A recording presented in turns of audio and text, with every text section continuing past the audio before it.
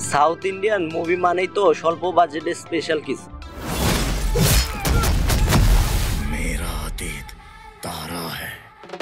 Mirae মুভিটি আবার তা প্রুভ করে দিল। হ্যালো গাইস, এক্সপ্লোর এসএমে আপনাদের সবাইকে স্বাগত।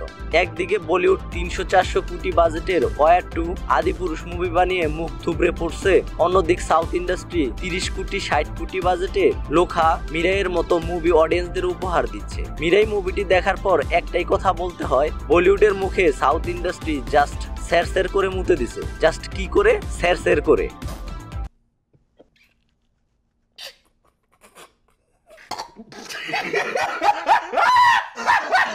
তো যাই হোক, যদিও নিজের পার্সোনাল কিছু ব্যস্ততার জন্য ঠিকভাবে ইউটিউবে সময় দিতে পারছি না, অনেক মুভি রিভিউ মিস হয়েছে। ট্রাই করব মুভিগুলো একটা একটা করে রিভিউ রিকভার করতে। তো যাই হোক, মিরাই মুভিটি নিয়ে কথা বলা যাক। তেজা শাহজা অলরেডি আমাদের এর আগে সুপার হিরো পারফরমেন্স দেখিয়েছেন হনুমান মুভিতে। তেজা শাহজা এইবারও সিম্পল কিছুতেই বাজিমাত করে দিয়েছে। অ্যাকচুয়ালি মুভিটির পুরো স্টোরিটাই ট্রেলারেই বলে দেওয়া হয়েছে। ধর্ম রিলেটেড স্টোরি, 9টি গ্রন্থকে কেন্দ্র করে, আর প্রতিটা গ্রন্থের জন্য ধর্মরক্ষক রয়েছেন। সেই গ্রন্থ 9টি হাসিল করার উদ্দেশ্যে ব্ল্যাক ম্যাজিক শক্তিপূর্ণ মানচু মানোজ কুমার 25 বছর যাবৎ গ্রন্থ 9টির পিছনেই আছেন, আর তেজা শাহজা হবেন সেই 9টি গ্রন্থের রক্ষক।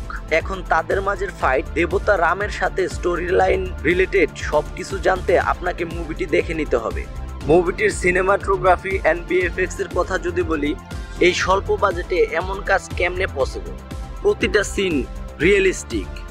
শুধু একটা বিষয়, একটু তেজা শাহজা ভার্সেস মানচু কুমার ফাইটটা এতটা জোরালো ছিল না। আর ওভারঅল আউটস্ট্যান্ডিং। আমি মুভিটি রেটিং দেব আউট অফ 5-4। দমদার স্টোরি আর আউটস্ট্যান্ডিং ভিএফএক্স এর জন্য সাউথ ইন্ডাস্ট্রি এর জন্যই সবসময় এগিয়ে থাকে। আর যতদিন এমন চলতে থাকবে, বলিউড ছাগলামি বন্ধ করবে না। এমন করেই স্যার করে মুখে মুতে দেবে সাউথ ইন্ডাস্ট্রি। তো যাই হোক, মুভিটি আজই দেখে ফেলুন।